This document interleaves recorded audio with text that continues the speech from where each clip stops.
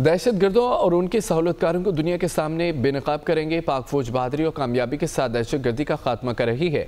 वाना cadet college पर हमलावर दहशतगर्दों को कामयाबी से निशाना बनाया गया। वफाकी वज़ीर इत्तलात अता तारड़ की दुनिया न्यूज़ से खुसूसी गुफ्तगू।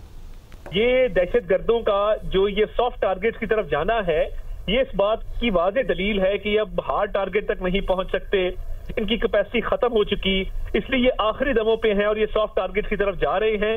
और इनको जो नाकामी का सामना करना पड़ा है और ये फितना अल ख्वारिज और इनके स्पॉन्सर्स को नाकामी का सामना करना पड़ा है, मैं समझता हूँ कि ये बहुत बड़ा दिन है और बहुत बड़ी जीत है हमारी फौज की। इस वाक़े के हवाले से भी शवाहिद इकट्ठे किए जाएंगे और वो जिस भी फोरम पे जरूरत पड़ेगी वहां पेश किए जाएंगे और मुकम्मल तौर पे बड़ी मजबूती से पाकिस्तान अपना मुकदमा पेश करेगा। पाकिस्तान की सरजमीन के खिलाफ ऐसे हमले जिसको बड़ी महारत के साथ हमारी आर्म्ड फोर्सेस जो हैं वो उसको नाकाम बना रही हैं, ये खत्म होना होगा।